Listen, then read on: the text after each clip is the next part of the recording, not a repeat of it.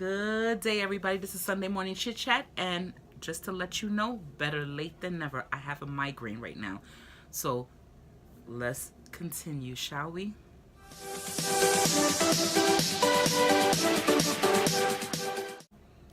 So my head hurts, and I will not pass any judgment. It is my fault why my head hurts. So right now I'm just trying to nurse it. I already did the second round of meds, and I'm just trying to get this video out so that I can relax. But something that has been coming to mind is the word worry. We are always worrying about what others think of us, what family thinks of us, friends, co-workers, down to strangers. We're always worried about appearances, what people think of us, and whether we're, we look at it, whether we're beautiful, whether we're pretty, or why am I single and why no one likes me, worrying about stuff we cannot truly control. I am guilty of that, and that's why I picked this up. Friday, recently, my coworker, her father passed 2 weeks ago. Not this past week, the week before. So this past Friday was his, the viewing, the burial, oh my gosh, the funeral, and then, to bury him. They took it to Jersey. So I picked this up at a Baptist church in Brooklyn, and this is overcoming worry and turning fear into faith. Now, disclaimer, I am not knocking anyone for their beliefs or lack thereof.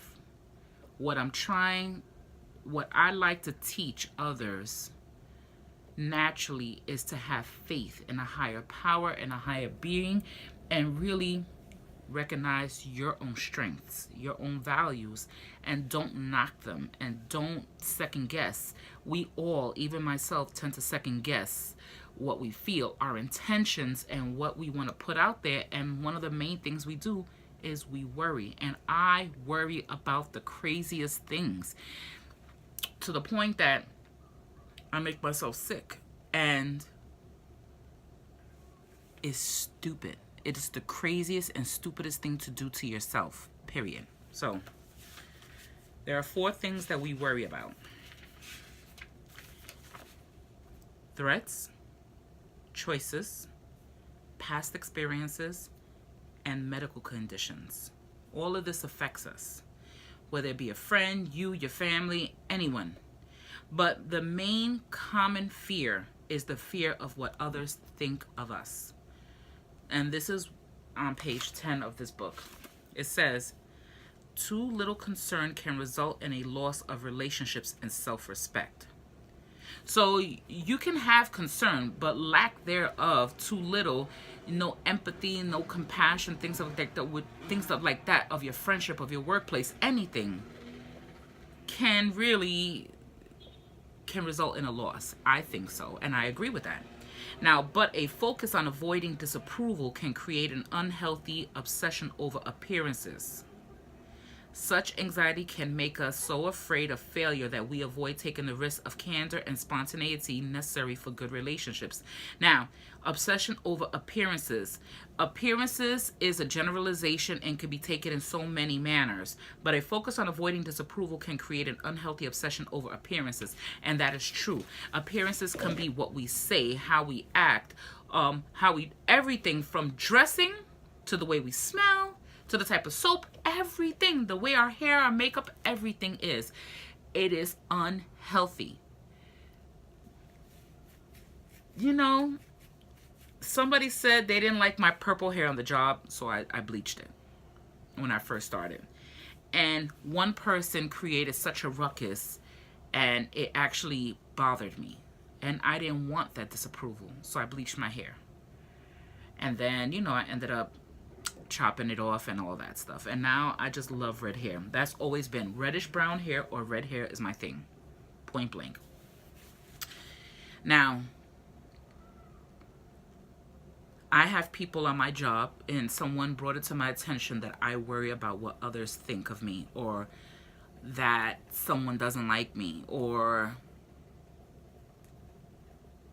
I recently had a situation over white Hennessy that really I didn't get a chance to explain to the person, but the person didn't want to hear what I have to say. So the reality is, it's null and void. It's a done deal. If the person does not want to listen to what I have to say or my explanation, then it's irrelevant. But another person said we're getting to learn each other, and this was our bump in the road of a possible long-term or short-term friendship. Either which way, we're both on a timeout from each other, like this one person said, so I agree. However, I worried so much about what others thought of me, or I put too much emphasis on certain things, or I try to make myself up to be something I'm not. Yes, I am guilty of a lot of these things, and one of the things that I recommend, or rather that I honestly promote, is accountability. You have to be accountable for your own actions. Before you pass judgment, before you point your finger at anybody else, point it at yourself and be accountable for your actions or lack thereof.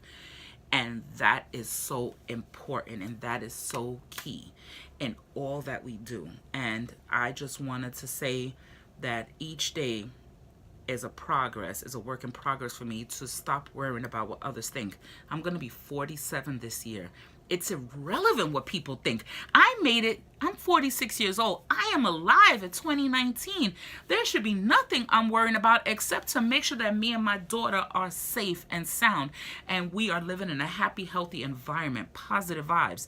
That's all that I make sure to promote in this house. I don't like negativity. I want positivity. Down to the cats. I play with them. I show love. That's what you should be worrying about. Worrying about how people think about you, how they feel you dress, the makeup, your hair, your outfit, as long as it does not go against policy and procedures as far as hair color, because some people say if you're working in front of people, you really can't have purple, pink, all this hair. It just doesn't promote that. They want a professional look. That's understandable. However, in general, I don't work for the public. I may be a public servant, but I don't work with the people. I work in the background. I work in an office. So I just try to make sure I promote a healthy environment and try not to worry. It is the hardest thing because I made myself sick last year and for quite some time. Worrying. There's no need to worry anymore. None. I'm going into my 3rd year at Ancient Burial Grounds, but this will be my 23rd year. 97, 98, 99, 2000, 1, 2, 3, 4, 5, 6, 7, 8, 9, 10, 11, 12, 13, 14, 15, 16, 17, 18, 19. So this will be my 22nd year. So what am I worrying about? I'm not new. I may be new at this site and no longer any new. That newness already gone. My freshman year is already gone. I'm into my sophomore or junior year. I don't know how you want to call it, but I'm okay. Stop worrying. The whole point is not to worry or try to let go of what's bothering you. Now, how do you do that? And I recommend a journal. Get a notebook and start writing down what you're feeling. Whenever you feel that you're feeling uneasy, write it down. Why are you being uneasy? Is it something you can control? Is it something you can't control? Can you make a difference? Can you not? Is it out of your hands? Let it be. Trust in a higher power and trust in yourself and know who you are. With that being said, I love you all and I am going to take a nap. My head, I need to really be easy. I'm testing out this eyeliner. This is from NYX Cosmetics and I am in love. This is the 2nd time I'm using it. I was testing it out last night and I said, this is the 2nd day I'm testing it. Yesterday it was with eyeshadow. Today is with no eyeshadow. And I said, let me see how this works. It's waterproof.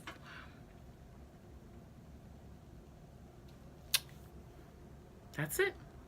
I love you all. I hope everybody's doing well and thank you all for watching.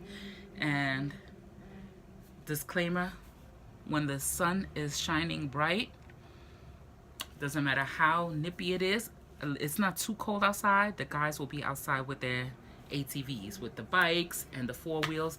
They're going to be outside playing around, and that's what they're doing today.